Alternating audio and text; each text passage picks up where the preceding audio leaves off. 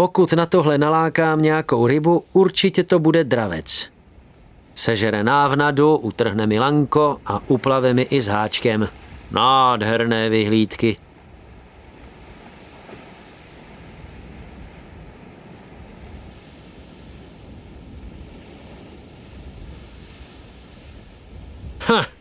Příště se to třeba podaří.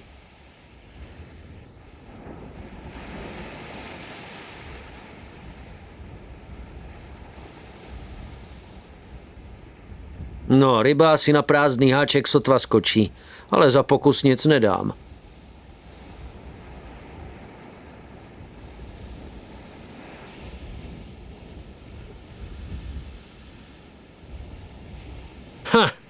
Příště se to třeba podaří.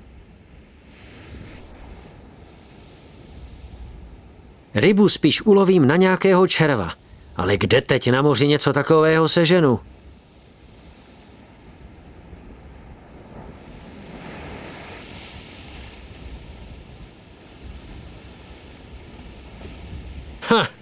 Příště se to třeba podaří.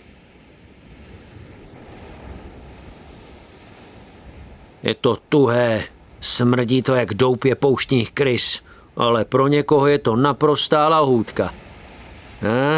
Kousek si utrhnu a snad na to chytím nějakou rybu, i když silně o tom pochybuji.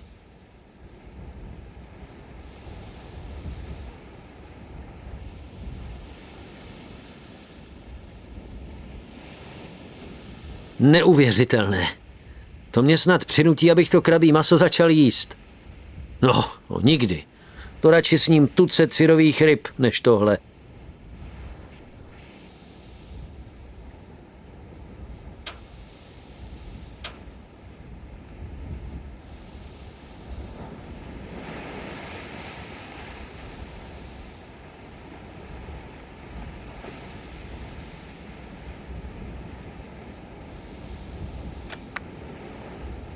Kapitán mi radil, ať hodím do moře raněnou rybu. Jakmile se objeví Sadrie a zaútočí, musím na ně hodit síť. Tak tu ještě nemám. Musím se zeptat Abiduha, jak je s výrobou daleko. Zdravím tě, Abiduhu. To jste vy. Promiňte, nevšiml jsem.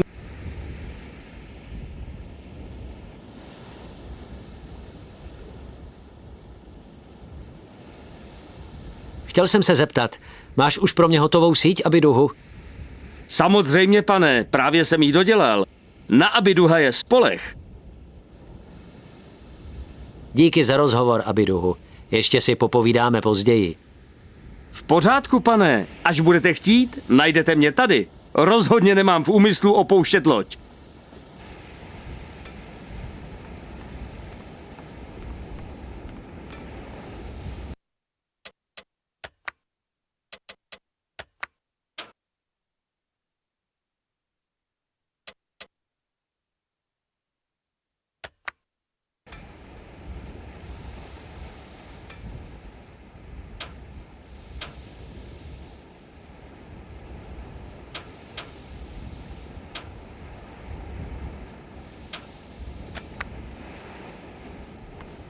Tak a teď jen trocha trpělivosti.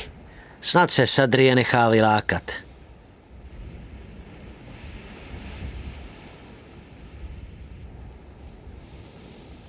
Výborně, Sadrie se bezmocně zmítá v síti.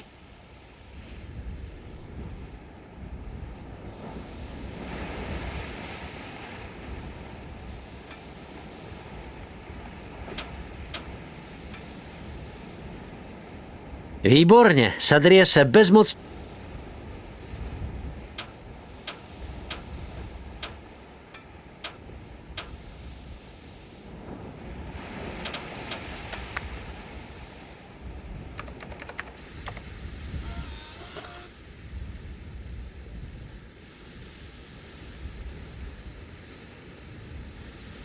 Sadrie byla snadná kořist s použitím sítě.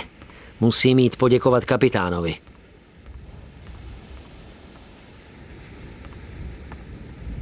Kapitáne!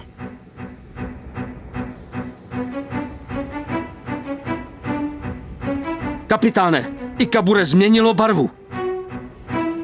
Co se děje? Ikabure vycítilo přítomnost jiné lodi. Tam, na pravoboku, blíží se choríky. Jejich loď je daleko rychlejší než naše, neunikneme jim. Všichni muži okamžitě na své pozice. Kormidlo 30 stupňů doleva. Jdem na věc. Uglukse, co to děláte, kapitáne? Vždyť nás roztrhnou na 2 kusy. Nemějte obavy, soudče. Nejdůležitější na moři je trpělivost. Teď stočte kormidlo přímo na ně.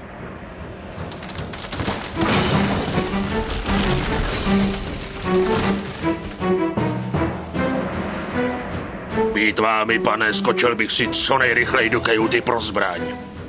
A ty tady tak nestůj, chytni to kormidlo. Tak ukažte, co ve vás je.